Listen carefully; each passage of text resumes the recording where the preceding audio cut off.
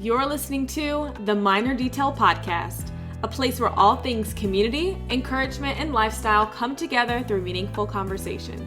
I'm your host, Khaila Ariel, and I'm so grateful that you chose to join me on this journey of authenticity to serve as a link that amplifies human connection in our everyday lives. Navigating life on a daily basis can be difficult, but I am confident that together we'll be our own answer to life's minor little details that come our way. Sit back and enjoy today's episode, purposely curated just for you.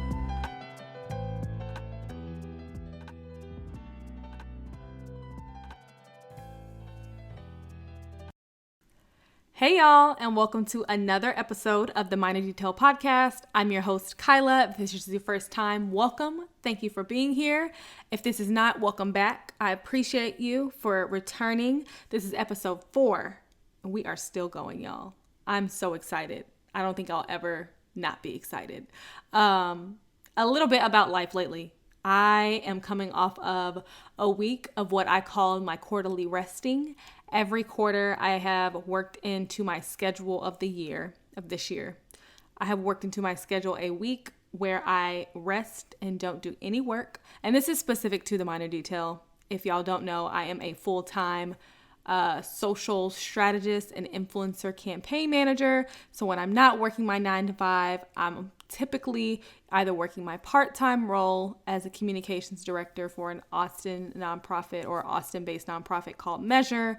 And then I'm also working on the Minor Detail. So your girl has a lot going on in her world, which, you know, it's a choice. And I do choose it daily, but sometimes it gets a little tough. I'm not going to lie. So at the top of this year, I said, look, I am prioritizing rest this year, and I don't know exactly what that looks like, long term, but if it were up to me, like in the next 5 to 10 years, I would like to literally do no work for 1 week out of every quarter. So 4 months out of the year. As we know, quarters are, every 3 months. And so we have 4 separate quarters of the year. And yeah, I just decided that I am not going to do any work on the Minor Detail. And it's really not for the sake of being like burnt out or tired. I think the initial thought process behind it was like, let me do this so that I can avoid that feeling of burnout or avoid feeling like I'm overworking myself. But it's also showing, or it's starting to pan out, that I need the time to reflect, to kind of revisit what my goals were at the top of the quarter versus the top of the year, see where things are panning out, see what's working and what's not working. And so it's been really helpful because it's not, like I said, it's not just about burnout, and it's also not time for me to like plan or strategize. It really is time for like reflection and to be inspired and to feel creative. A lot of my jobs kind of run together in what I'm doing. They all somewhat deal with like social, comms, influencer marketing, advertising. And because of that, I find myself here. So yeah, I think that it's panned out to be really helpful. This is my second time doing it this year, and I'm really looking forward to doing it for the last 2 quarters of the year. I highly recommend. I think right now prioritizing rest is key, not only because of what we have going on in our personal lives, but also because of what we have going on in the real world. Like every corner we turn, there's literally some dramatic change, whether it be happening in our government, whether it be happening in our communities. And I think prioritizing rest is key to not necessarily coping, but just like digesting and processing what's going on around you. And so highly recommend. But that's not what we're here to talk about today. I won't go too much into getting deep or too much into my quarterly resting bag. But I felt inspired to talk to you guys about the idea that after a certain age in your later 20s, the idea that your clock is ticking. I will be honest and transparent up front. I have not hit the wonderful, beautiful age of 30 just yet. I hear 30s are the new 20s, and I'm excited. I don't think we ever gonna be able to catch up. We're always gonna be feeling like, okay, not yet, the next phase. But no, seriously, I am at that age or within that age range where this is a highly talked about topic, and this conversation is highly talked about, whether it be within my own friend groups or I know other friend groups, or just women in general, right? Like once you hit that age of 25 or less, or really more like, I feel like 27 through 30, if you have not accomplished certain things in your life, if you are not in a certain space, your biological clock or just whatever imaginary clock is ticking, and you feel like you're running a race. And if you don't get to the finish line quick enough, then you didn't do it right, or you're not worthy, or you're not accomplished enough. And I'll be honest and say, I wrote a blog about this back when the Minor Detail was a blog. I say back like it's not, but we've pivoted. Anywho, when it was a blog, I found a blog that I wrote January of 2021 that was completely finished and I never published. And I really don't recall why I never published it, but I was just reading through it and I was like, this is really good, not material, but this is a really good perspective and thought process. And if there's one thing about me that y'all know, or you will learn, is that I'm really, really, really heavy on mindset and perspective. I may have said quarterly resting to reflect and XYZ, but it all boils down to perspective and mindset. Like, how do we keep our mindset as clear as possible? Because there's a lot going on in the world, and there's a lot of distraction, and there's a lot of noise. And if you allow, culture will make you feel as though you're behind and like you need to catch up and that you're not doing enough.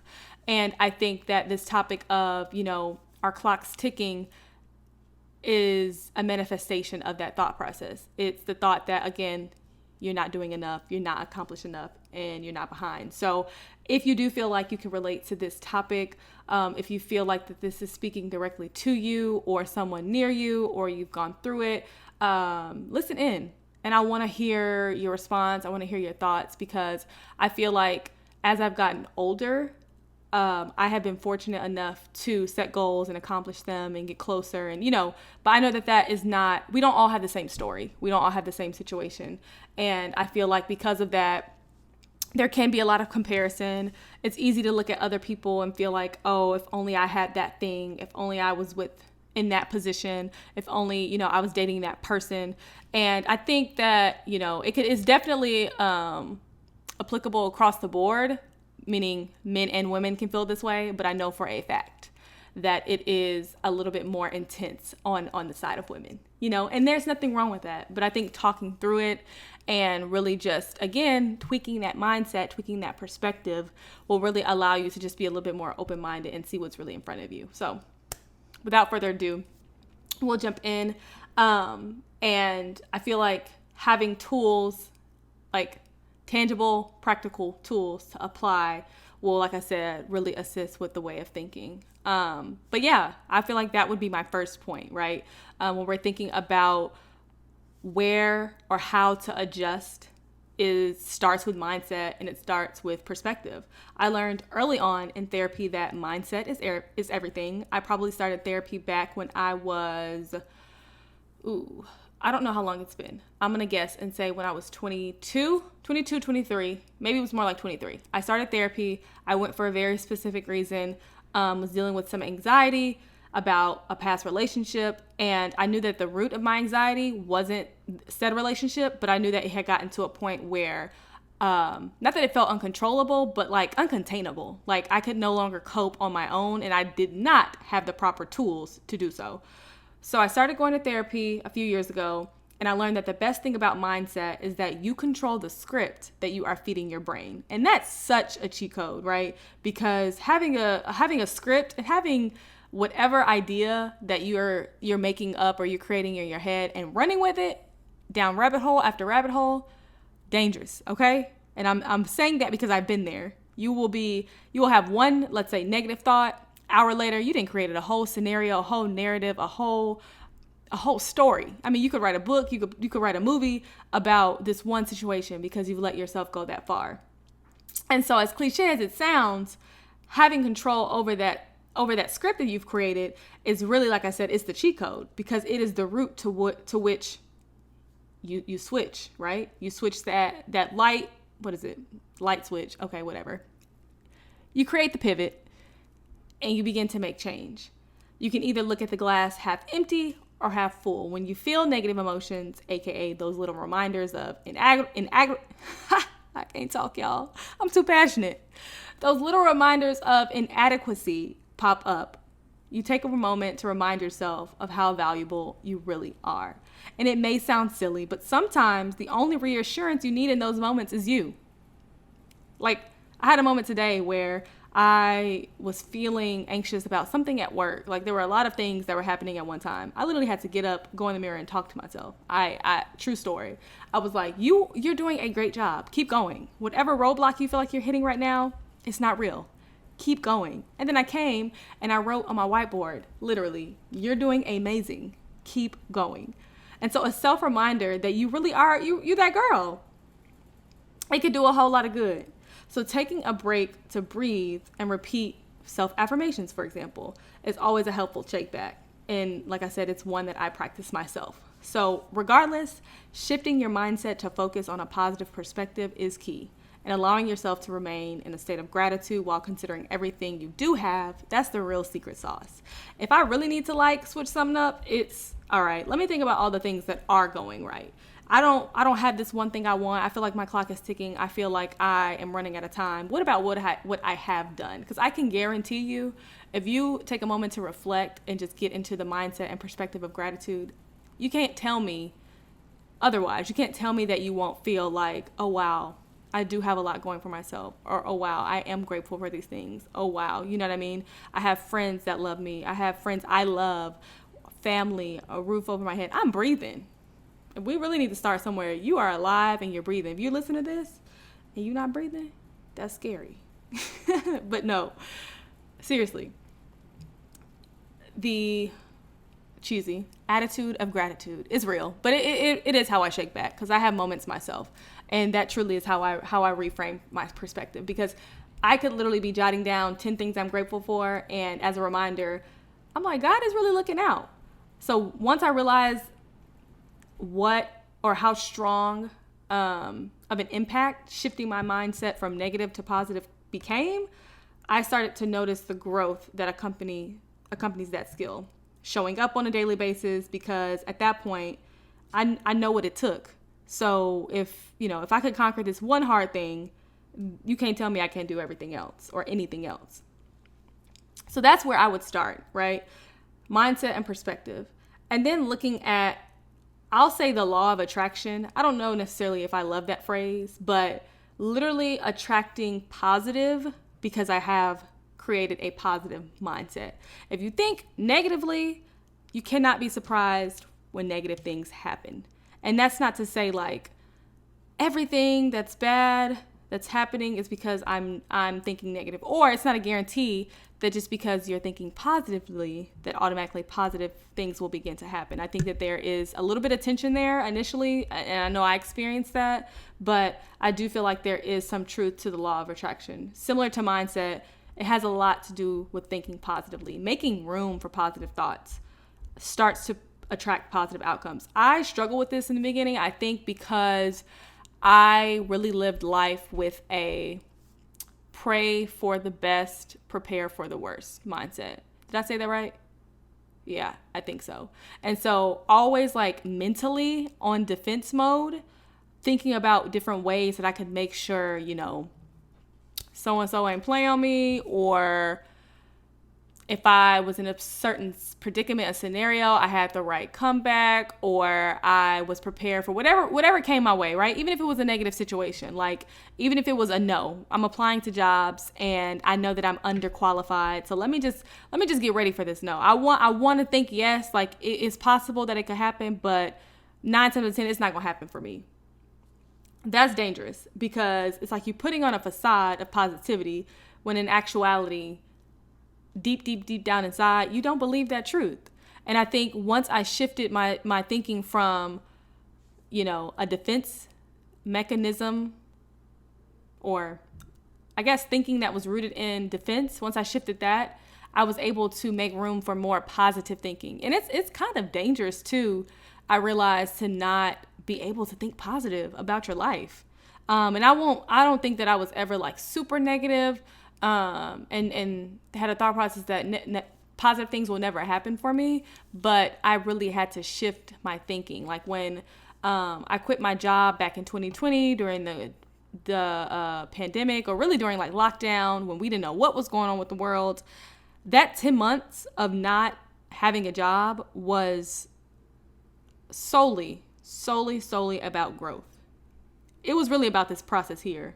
Not necessarily thinking that my clock was ticking, but learning how to shift my mindset and perspective, learning how to attract via positive thinking, learning that I was worthy, learning that I was valuable.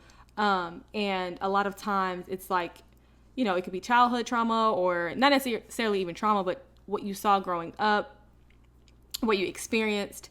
And so learning to think positive started to allow me to move differently. It started allowing me to have genuine faith in what I was doing versus like trying to talk myself, like spending so much time trying to talk myself into doing the next thing. It's like, all right, I'm not really worried about this, so I'm gonna just move knowing that like there's a door for me, or there's room for me somewhere. And it really changed my outlook on life, because I began to create this realm of positive expectation where, like I said, I was less fearful of not receiving and more confident of what's to come. So usually that expectation is accompanied by clarity and vision. So I was no longer questioning what I didn't have, because I'm watering what I did. And for me, that was major. Because coming from mainly negative thinking, mainly being stuck in certain situations, stuck in certain positions, because I felt like that's the best I could do, that's the best that was out there for me. It was like digging deep. I'm like, that's not the best. What needs to happen? And so it wasn't something that I could force to happen overnight. It was truly a work. I was going to say a work of art, but it was a work. It was a work that I had to practice day in and day out. And it was very helpful. It was very fruitful. I don't want to say, and I'd highly recommend, but no, I think that it was a turning point on my journey. So we talked about mindset and perspective. We talked about law of attraction, and more so like positive thinking, attracting positive things happening in your life. The next is what I struggle at. And so I'm probably about to drag myself. But anyway, taking a break. At the top of this episode, I talked about how I just came off of quarterly resting and how prioritizing taking a break is necessary. And so now, being at this moment where I'm like, oh yeah, take a break, it's just like full circle. But sometimes we have to take a good look in the mirror and ask ourselves, what is causing me to feel this way? Is it social media? Is it TV and entertainment? Is it coveting close friends' success? What am I consuming? What am I telling myself? Whatever the reason being, allowing myself, giving myself permission to take a break. So if you need to pull yourself out of your rabbit hole of worries to set boundaries, do that. Meaning, if you need to get off social, if you need to not take that FaceTime call at that moment when you're resting, if you need to not over consume content that triggers you. Because one thing I learned about me is like, when I'm triggered now, it's clear as day. Because now it's not just my thoughts. Now I'm feeling it in my body. Chest is heavy. I'm unfocused because I'm so worried about whatever it is. And all worry is a distraction. All worry is like your mind running rampant. And knowing, like, being able to take control of that in the upfront and being like, nah, let's actually go from here. We're going to go back to step one. We're going to go back to a positive mindset and perspective. We're going to go back to attracting positive things to happen. And now I'm going to break, now I'm going to take a step back, because I think that it is true insanity replaying the same narrative over and over, because all it will do is literally circle you back to where you were in the beginning. I have been there. I still be there. And so this is actually, like I said, I was going to drag myself, because this is a reminder for me. It's like taking a break is so necessary. And the sooner we realize that we might just be the enabler of these emotions, yikes, the sooner we will be able to switch up. Meaning, the sooner we realize that when I open that app at 8 a.m. and the first thing I see is, oh, girl on vacation in Bali, and I got to clock in work at 9, I'm not going to want to get out of bed and do my job. Like, Why would I? And that is what I mean when I say setting boundaries, because I am now realizing I am the enabler. For example, I've said this before on social, but never on the podcast. I do not get on social media leisurely until noon every day, Monday through Sunday. Like weekends are not an exception. And this is because I feel like I need to be grounded at the top of my day in order to fully function appropriately. Whatever that looks like for you. For me, it's waking up, stillness, prayer, quiet time with God, working out, clocking into work, looking at my email, refreshing, what my plan for the day is. And by that time, it's like 10. Sometimes it's even earlier. And so using those first couple hours of the day just to get working time in, just to get my rhythm. Because I find that when I get on social, the moment I get on social, it's like my brain is like, oh, wait, I want to go back to that. I want to see that. So any pause I get throughout the day, I'm fighting the urge to pick up my phone and scroll. And I know that's not everybody's issue. So I'm speaking obviously about my circumstances specifically, but that is a boundary I've had to set because I know what I'm capable of. I know that I could waste a whole 4 hours at the beginning of work and that ain't doing nobody no good. And it's interesting because working in the social space, I never feel the same like pull when I might be like sourcing talent or looking at different account social strategies or just like thinking about, social, like things that pertain to work, but require me to get on social. It's more so when I'm using social as like a personal tool. And it's almost to the fact that like, or to the point like, and I never like say anything about it, but when like friends or families send me social media posts early in the morning, it's just like, ugh. Like it's like I'm not triggered. Now I'm like, I have like a reaction of being like, oh, no, too early. It's almost like getting up early in the morning and listening to like, I don't know, super loud music or something like that. I don't know. I'm just like, I be needing calm. So you know what? I can't. That's very specific to me. But y'all get what I'm saying. Having that boundary so that I'm able to show up as my best self in my best place mentally. And doing so because, again, relating it back to the topic at hand, feeling like your clock is ticking, feeling like you're behind. Those are like, that's the access, you have access to whatever platform you're scrolling on. You have access to whatever content on, let's say YouTube or TV that you're consuming. And naturally those thoughts play in your head. And so for me, it's like, I have to protect my energy early in the day because I know that showing up for me is really, really, really important. So that is my third recommendation for sure. Taking a break, taking a pause, and stepping back. Worst case scenario, when all else fails, live your life. Live your life. We've gotten to the last tool in the toolbox, and nothing feels like it's working. Well, let me remind you, and this is with the most empathetic heart and intention, live your, keyword, your life.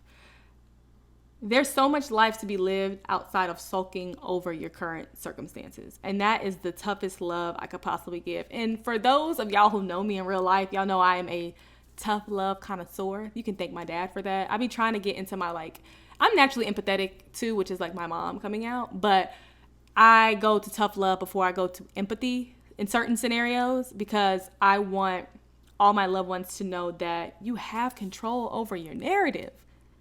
Like 99.9% of times you have control over your narrative.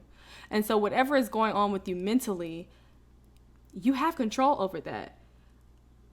Your current circumstances, you have control over that to a certain extent. I genuinely do believe, and I will die on a hill for this. I genuinely do believe that you can switch yourself into thinking positively more often than I think we allow ourselves. It's easy to get in our feelings and sit in that, and that's cool. But sometimes you have to feel that stuff and let it pass. Anywho, back to the topic at hand. We're living our lives. You don't need the perfect relationship, career, side hustle, hobby, whatever, to define whether or not your life is worth living. You are alive. I can guarantee you your life is worth living. Get in alignment with yourself because you may realize that the one thing you thought would make your circumstances better isn't really for you at the time. Perfect example. Y'all know, if you follow me on social, I recently got a new car. I laugh because of what I'm about to say. Prior to my current vehicle, I was driving an '05 Camry. Shout out to all the Camry drivers in the world. You know. Anywho, this Camry had 300,000 miles on it, and it was passed down by my dad, which I'm super appreciative of, because I know that is not, I will always say this, I know that's not everyone's circumstances. Although I had never had a car bought for me in my life, and I had never bought in a car prior to my current vehicle, I was super grateful because I had 4 wheels to get me from point A to point B. Now, that, I'm not gonna lie, there were times where I'm like, I want an upgrade, but it wasn't my time. And this is how I know it wasn't my time. Dad, if you're listening, you were right, whatever. I didn't want to invest or put money into my car when things would happen, because I just felt like, why am I putting money into a broken down vehicle? That was my mindset, right? And so I would do like the little things, the bare minimum, but like the big things that needed to be fixing, and I'm not going to try to name them because I'm going to get it wrong, but the big things that needed to be fixed, I didn't want to invest in it because I felt like, why? I'm going to get something new soon. Soon, it ended up finally being this year, 2022, I think, March or April of 2022. And I've had my car for less than 3 months.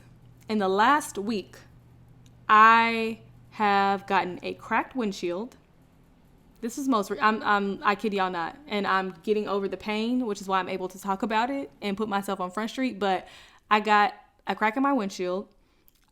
It was unavoidable, literally driving. Next thing you know, you hear a pop, I see the crack. I screamed and then I laughed because of course this would happen to me. I literally drove around in my Camry, y'all, with a cracked windshield for over 5 years. Like, not even joking, over 5 years. Finally got my windshield fixed in the Camry at the top of this year. Ended up getting a new car. First thing that goes wrong is a cracked freaking windshield. It's like, am I attracting this? Anyway. Next thing you know, my tire pressure is low. Same week. So I'm like, all right, maybe it just needs a little bit more air. Put more air in the tire, check the pressure level, make sure it's at the right setting or whatever, and we're good to go. I'm like, let me just double check to make sure everything is okay. Y'all, it's a nail in my tire right now. I have a cracked windshield and a nail in my tire in a luxury vehicle, okay? So the thought that, I'm going to get a new car, nothing's going to happen to it because it's new, it's going to have, less miles, I'm going to be riding around, we got warranties on warranties, so it all like get fixed, y'all. Nobody is safe. That's my point. Like, nothing, no new stance guarantees a better experience. It just really doesn't. And the thing that stood out the most to me, even in this moment telling you the story, is I wanted this new car, like, I'll say the last 5 years, really like the last 3 years, I wanted a new car, but I was not ready for the bill that would come with getting that new car fixed. I didn't even want to put no money into my Camry. Y'all think I'm gonna want to put money into a luxury vehicle? That's the point I'm trying to make.